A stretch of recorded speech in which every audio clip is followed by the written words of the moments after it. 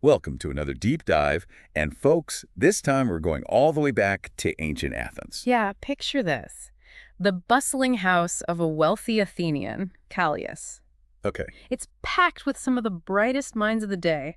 Think, like a philosophical party, All right? right, I like it. And right at the center, you've got a showdown brewing between two intellectual heavyweights. Socrates, the master of questioning, and Protagoras. Ah, Protagoras. Now, he wasn't just any philosopher, was he? Not quite, he was a sophist. A sophist with a reputation for teaching virtue. For a price, of course. Of course, the sophists, always with the business angle. But this claim to teach virtue, that's a pretty bold one even for a sophist. What did people make of that back then? Well, it was definitely controversial. You see, in ancient Greece, virtue, or R8, as they called it, it was considered the ultimate goal. The key to a good life. Exactly. But could it really be taught like any other subject? That was the big question. Okay, so back to this philosophical party. The scene is set, the drinks are flowing, ideas are flying around, and then Protagoras drops this bombshell, right? He claims that just by associating with him, learning from him, people will become better day by day. Better. I can just imagine Socrates raising an eyebrow at that. Oh, absolutely. Socrates, always up for a challenge, he jumps right in.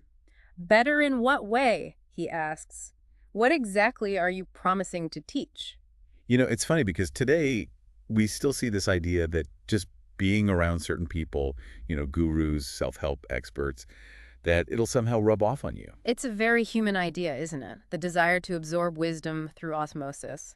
But back to Protagoras, he's not just talking about any kind of improvement. He's talking about political skills. Political skills. So he's saying, follow me and you'll become a better politician. More than that, he argues that these political skills, they're rooted in virtue, and that they're essential for any city, any society, to truly thrive. So he's connecting personal virtue with the well-being of the state, the polis. That's an interesting link. It is, and he even points out what he sees as hypocrisy in Athenian society. Okay, how so? Well, in Athens, anyone could offer advice on matters of state. Right, the whole idea of direct democracy. Exactly.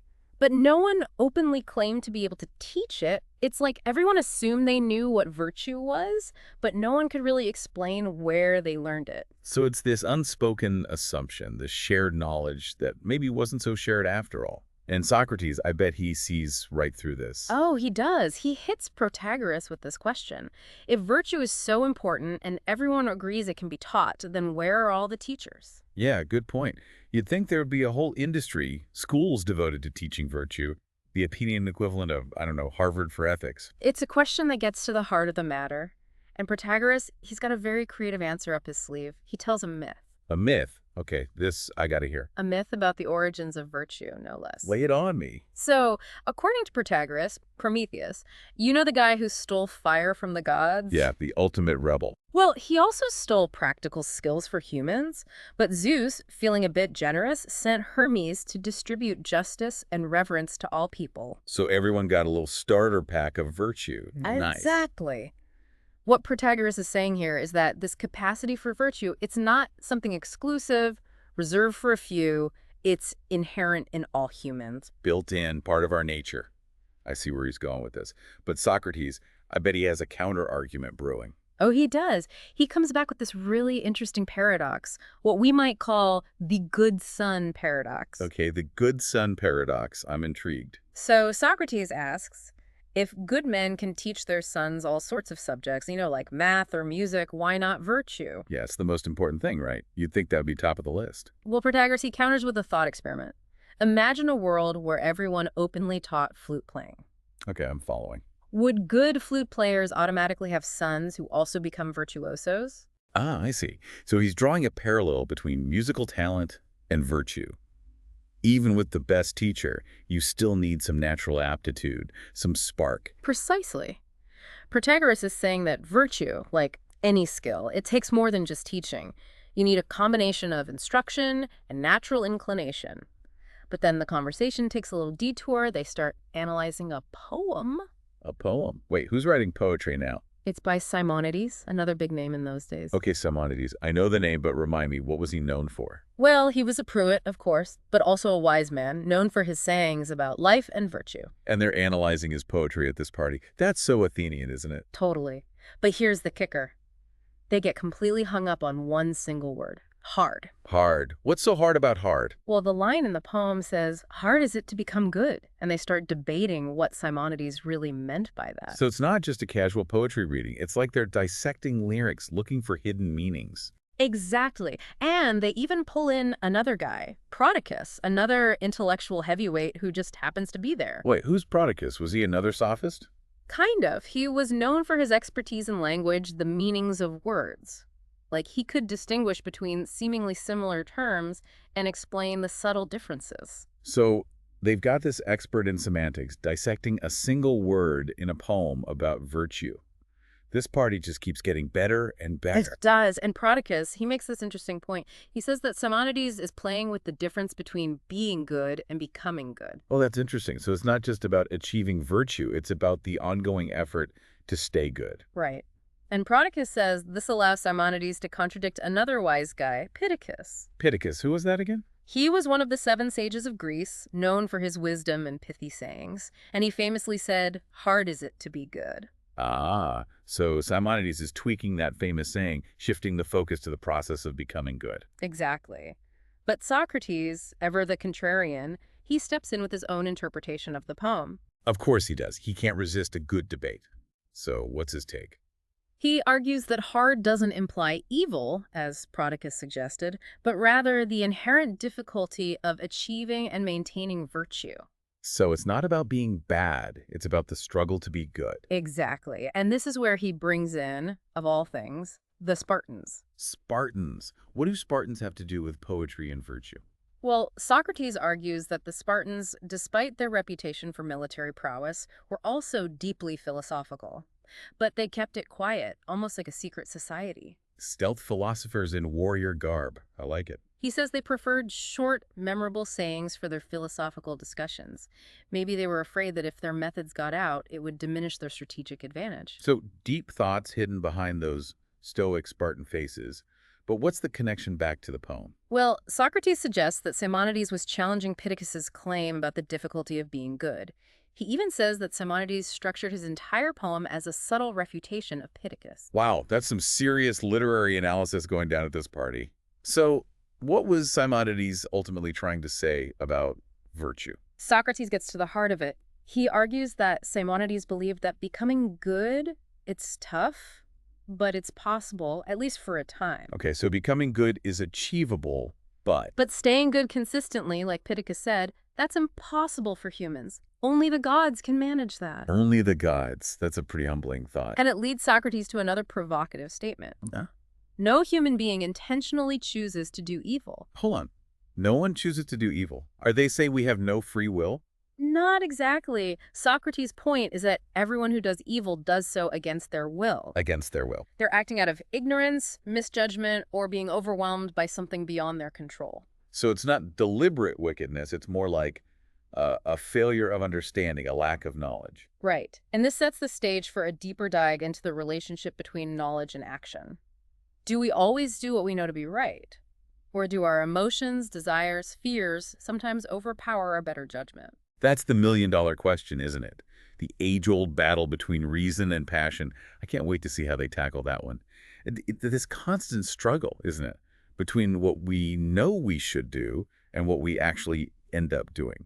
You know, like when you hit that snooze button, even though you promised yourself you'd get up early and go for a run. It's the human condition in a nutshell, right? The gap between knowledge and action. And it's a question that Protagoras tackles head on. Okay, so how does he approach this? Perhaps surprisingly, he comes down firmly on the side of knowledge. Really? So he's saying if we truly understand what's good for us, what's the right thing to do, we'll naturally choose that path. That's his position. He argues that no one knowingly chooses to do what's harmful or bad for them. If they do wrong, it's because they lack knowledge or understanding. I don't know about that. We all make bad choices sometimes, even when we know better, right? I mean, haven't we all given in to temptation, knowing full well it might not be the wisest decision? Oh, absolutely. We're not always perfectly rational beings. But Protagoras' argument, it sets up a really interesting challenge for Socrates. Because it forces him to grapple with this idea that maybe knowledge isn't always enough. Exactly. And that's precisely what Socrates does. He starts probing the relationship between pleasure and goodness. Okay, pleasure and goodness. Now we're getting to the heart of it. Right. Socrates starts asking, is everything that's pleasurable inherently good? And is everything that's painful necessarily bad? It's a tricky one, isn't it? We tend to associate pleasure with good experiences and pain with bad ones. But life is rarely that simple. Sometimes short-term pleasure can lead to long-term pain. Precisely. And sometimes what feels painful in the moment can ultimately be beneficial. Think about like exercise. It can be tough, it can even hurt, but it's good for us in the long run. Good point. So, how does Protagoras respond to this? Does he just stick to this idea that pleasure equals good? Actually, he's more nuanced than that. He acknowledges that some pleasures can be harmful and some painful things can ultimately be good. So he's not just giving a simplistic answer. He's actually engaging with the complexity of it all. He is. And it gets really interesting when he starts comparing certain pleasures to food, drink, or medicine. Food, drink, medicine. Okay, now I'm curious. How does that fit in? He argues that what might be pleasant or helpful in one context could be harmful in another. It all depends on the circumstances and the individual. Just like certain foods or medicines, they might be good for some people but bad for others. So it's not about making blanket statements about what's good or bad. It's about understanding the context, the individual needs, the potential consequences. Exactly. And this leads them to a really fascinating debate about courage. Courage. How do they get from food and medicine to courage? It's all connected, isn't it? Courage is about facing challenges, overcoming fear, and Socrates wants to explore how knowledge plays into that. Okay, I can see that. Knowledge can give us confidence, right? Yeah. The more we know about something, the less scary it seems. That's Socrates' point. He uses examples of divers, horsemen, and soldiers to illustrate this connection. He argues that expertise, knowledge in a specific domain, can give people the courage to face dangers that others might shy away from. So it's like knowledge acts as a kind of shield against fear. Like if Wow. you're a skilled diver, you're less afraid of the depths because you know what to expect, you know how to handle yourself. Exactly. But Protagoras, he's not entirely convinced. He pushes back, arguing that true courage, it's not just about confidence based on knowledge. So what is it then? What's Protagoras' take on courage? He believes real courage comes from a healthy, well-ordered soul. A well-ordered soul. What does he mean by that? He's talking about a kind of inner strength, a balanced personality that's able to withstand temptations and pressures. It's not just about knowing the right thing to do, it's about having the inner fortitude to actually do it. So for Protagoras, courage is more than just mastering a skill or having knowledge. It's about having a strong moral compass, a deep sense of what's right and wrong. Precisely. He's suggesting that true courage involves a kind of moral resilience. You can know all the right moves, but if you lack that inner strength, you might crumble under pressure. It's like you can be a skilled fighter, but if you're driven by anger or cruelty, you're not truly courageous. True courage requires a deeper moral foundation. Exactly. And this back and forth between Socrates and Protagoras, it highlights a really important tension that runs through their whole conversation. What tension? On the one hand, you've got Socrates emphasizing the importance of clear definitions, precise knowledge. He's constantly pushing for intellectual rigor. So Socrates is all about that mental clarity, that sharp analysis. Right. But on the other hand, you have Protagoras, who, while acknowledging the role of knowledge, he also stresses the importance of practical wisdom, experience, intuition even. So it's not just about what you know in your head. It's about how you apply that knowledge in real life, how you navigate the complexities of the world. Exactly. And for Protagoras, teaching virtue, it's more than just conveying information. It's about shaping character, fostering the right kind of inner disposition, cultivating a way of being in the world. It's like you can't just read a book on how to be virtuous. You have to live it. You have to practice it. You have to develop those good habits and that inner strength. Precisely. And this tension between intellectual understanding and lived experience, between head and heart, I think it's something we still grapple with today. Oh, absolutely. It makes you wonder, how do we approach ethical challenges in our own lives? Is it enough to just know the right thing to do, or do we need to cultivate the kind of character that enables us to actually act on that knowledge even when it's tough? Right. It's the question of how do we bridge that gap between knowing and doing? And it raises even bigger questions about how we teach and learn about virtue. Can it be taught in a classroom? Or does it require something more? Mentorship, role models, real-life experiences. So many questions. It feels like we've only scratched the surface of this topic. We have. And this intellectual duel between Socrates and Protagoras, it's far from over. So who wins? Does one of them emerge as the clear champion of virtue? So who emerges as the victor in this battle of wits. Does Socrates finally pin down Protagoras and extract a clear definition of virtue? Or does Protagoras manage to defend his more nuanced approach? Well, it's Socrates and Protagoras we're talking about. It's never that straightforward. Of course not. These guys were masters of philosophical jujitsu, always twisting and turning the arguments, keeping you on your toes. Exactly. And just when you think you've got them figured out, they switch roles. Oh, what do you mean? Remember how Socrates was peppering Protagoras with all those questions, putting him on the spot? Well, in this last part of the dialogue, the tables turn. So Protagoras goes on the offensive. He does. He starts challenging Socrates to define some key concepts, to provide clear answers instead of always hiding behind questions. Wow, a bold move. He's basically calling Socrates out for being evasive. He even accuses Socrates of using clever wordplay to avoid making direct statements. So it's like a philosophical role reversal. The student becomes the teacher. How does Socrates react to this? He's surprisingly chill about it. He acknowledges that he's more comfortable asking questions than providing definitive answers. So he admits his own philosophical style, his preference for inquiry over dogma, Yeah, he basically says, look, I'm a question guy. That's how I roll. but he doesn't back down from the challenge, does he? Not at all. He's game to play along to see where this new dynamic leads. And where does it lead? Does this back and forth get them any closer to understanding the nature of virtue? It does, actually.